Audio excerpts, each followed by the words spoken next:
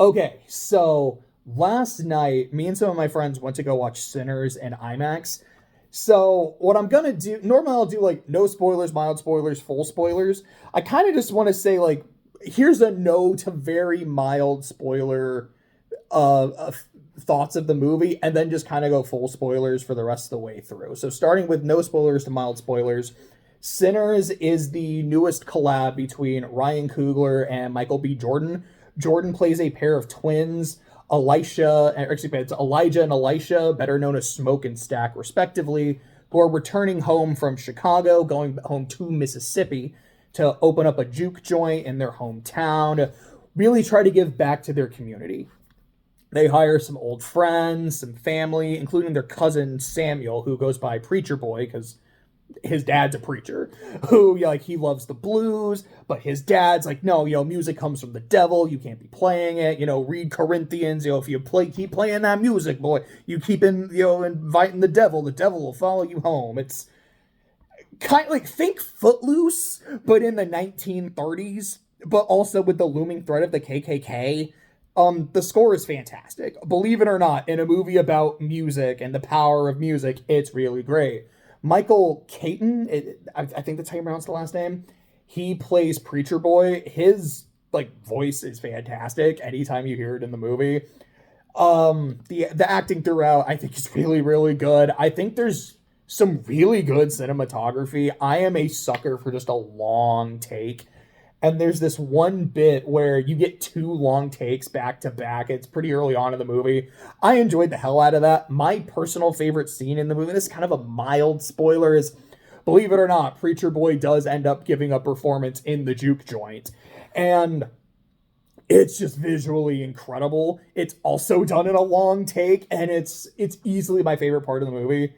My second favorite part of the movie is there's this Irish guy that ends up going to the juke joint with like some of his friends, and he ends up like, he's so energetic and charismatic that he's able to like lead the entire juke joint in an Irish jig, and it's like silly as hell, but it's such a fucking cool scene. Like, I liked it a lot.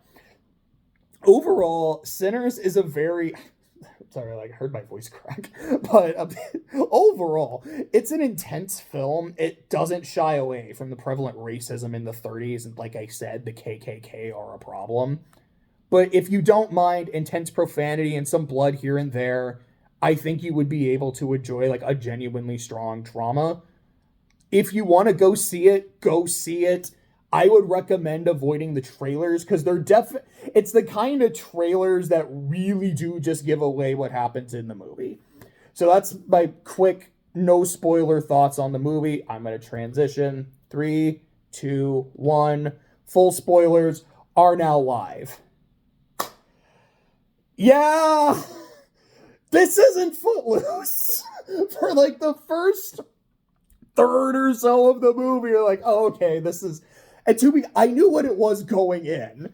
This is not Footloose. This feels like if Jordan Peele directed From Dusk Till Dawn, because we're dealing with vampires.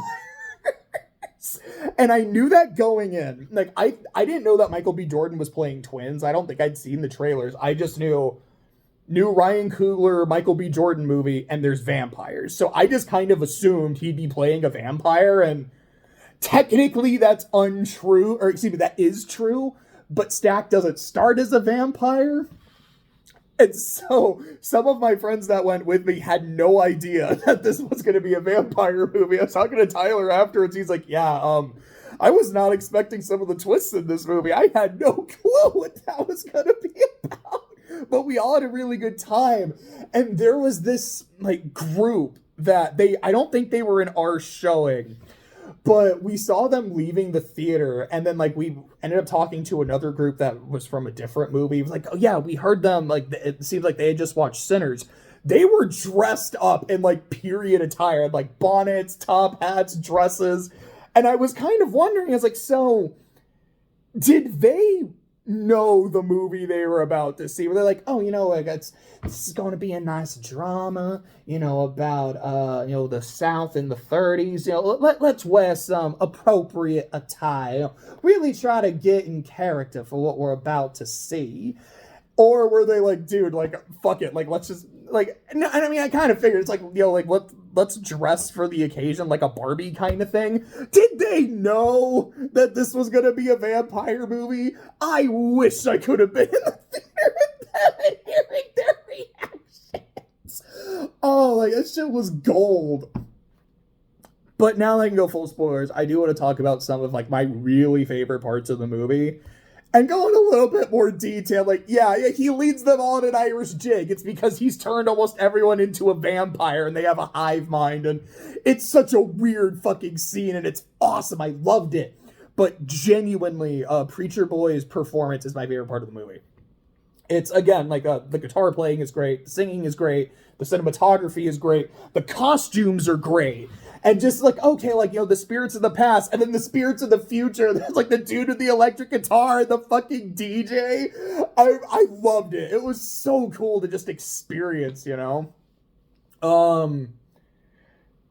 scene with the Choctaws. So they're following this vampire. Like, okay, we got to see if we can kill this dude. And as soon as he gets into a house and they realize, they're like, okay, if that dude is here, we have to kill him now. This racist white woman is not letting us into the house.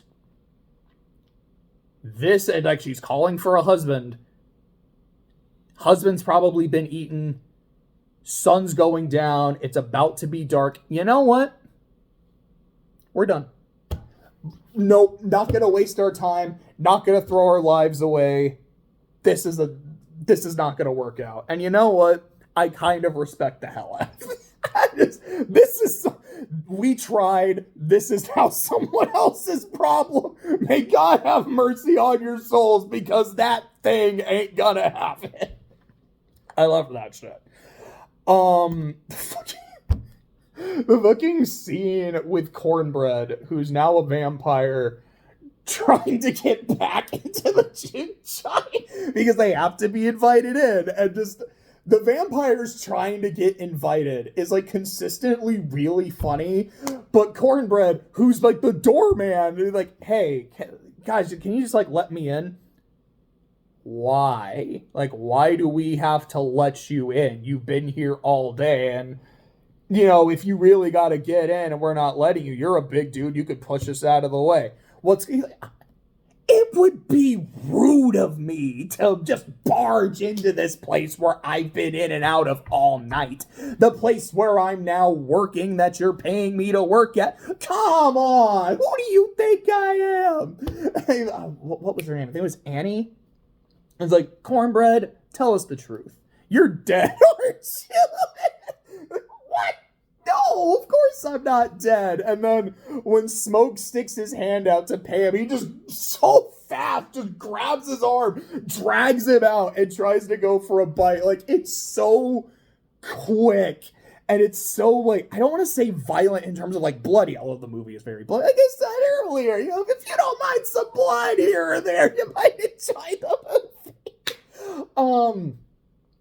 But it was so like, holy shit, like the movie's going now. And then the scene later with Bo, as Cornbread is just going to town on this other dude, and Bo just nonchalant, like, hey babe, come on, let's go, I got the car ready. He's eating him! Oh, he's just hungry. It's okay. It's just Cornbread. Come on, babe, you can trust me. It's fucking great. Like, that, it's so creepy and so funny at the same time. Poor Grace just losing it. It's like, yes, there is that part of me that goes, at the end she did invite all the vampires in, and so maybe the other characters who died like could have been saved but for Grace. But I'm not, that's a high intensity situation. I'm not gonna blame her for that. Other people might. I get it. I'm no pun intended, but I guess now it is. I'm gonna give Grace some grace on that. The fucking ending. Okay, not the ending. We'll get to that in a second, but just the whole Smoke versus the KKK sequence. Because normally, this is a part in the movie I would tune out. Or like, okay, like the movie's done. Like, this was the big conflict, was not dealing with the racist, it was dealing with the vampires. And we did that. We got to morning, We're safe. We're okay. Okay, now we're actually going to have this extended action scene with these other characters who are a problem but weren't really in the movie, so I get it, but whatever. But I don't remember the exact way Dave Chappelle phrased this, but he was talking about a deleted scene from the Chappelle Show, or it's like one that like they were able to air, and it was of my boy Silky. I fucking love the Player Haters Ball. Like, that is my favorite Chappelle Show sketch, and it's Silky Johnson, beautiful, and I want to say what was Charlie Murphy's character in that? Buck Nasty. I think, actually, that might have been after Charlie Murphy passed, so Buck Nasty might not have been in it, but I think Mr. Roboto, who's the Korean hater, I think he's in the sketch too. It's they go back in time and, like, kill a plantation owner. And he even says, he's like, I think, like, me and one other guy are the only people who thought it was funny to just, like, shoot a racist dude. And I'm like, I don't know. Watching Michael B. Jordan with a fucking Tommy gun just unloading and Doug Dimmadome was so funny. Like, there's a point where they're like trying to escape, and then he just like grabs his grenade, throws it into the truck, shoots the dude in the back of the truck, and then it fucking explodes. It was incredible. And yeah, the scene with like the Grand Dragon, who's all like bleeding and dying, as Smoke is now dying, and Smoke has this vision of his wife and his baby. And his wife, like, you know, breastfeeding the baby and be like, hey, you know, if you want to hold him, Elijah, you got to put out that smoke. I don't want it getting on my baby. And he starts reaching for his kid. And then you just hear this dude going, I got money. I could pay you off. And then he just stops reaching, picks up the Tommy gun, unloads, and then has his sweet send-off. Again, it is like, it's indulgent, but I was eating good. Like, I loved that so much. And then the actual ending of the film with Preacher Boy leaving the plantation, becoming a successful blues musician, growing up to be Buddy Guy. And at the end of the movie, Stack, who we find out was not actually killed, he and, what was it? I think her name was Maria. Was it Maria? I'm 90% sure it was Maria. I'm going to feel really dumb if it's not. But they come back, like, what was it, like 90 years later, 70 years later or so. They're like, hey, how's it going? So, yeah, my brother let me go. And he let me go on the one condition that I never went after you. And I've made good on that promise. And I'm not going to, like, kill you tonight. You know, we've been big fans for a long time. We have all of your records. But, you know, those old records, you know, they kind of sound like shit. Do you still got it? And so, you know, he plays for them, performs. It's great. And then Stack asks him, he's like, hey, but I'll give you the option. You know, you're getting up there. Do you want to tour forever? Do you want to live forever? I'm good. And then, you know, brings up, he's like, you know, like I wake up every now and then, I just like think about that night and I'm like terrified and I'm paralyzed. But, you know, like I've lived my best life. I think I've lived a good life. I'm happy with this. And that's how the movie ends. There's an end credit scene I'll talk about in a second. This is technically, it's like a mid-credit scene. But I also love the ring Stack has of just the word stack across his fucking fingers. And it was fantastic.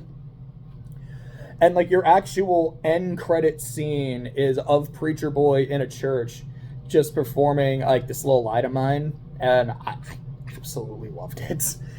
Like it's one of those things, like this is not like super important, I guess, but me personally, like I'm glad I stuck around to see that.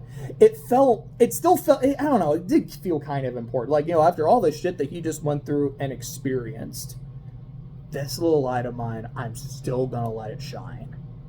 You know, I'm not gonna let what just happened keep me from doing what I want to do, from what I believe in, what I'm passionate about. Great fucking movie. Like, it was a great time. I loved it. There was a point when the vampire shit started where I was like, if this were genuinely just a period drama, I would have loved it anyways. Like, I think the movie is that good. And I love it just as much for going all out and being exactly what it is. If you've seen it, I hope you enjoyed it as much as I have. If you haven't seen it but heard all of this, go watch. It's a good time, and I hope you have a good day.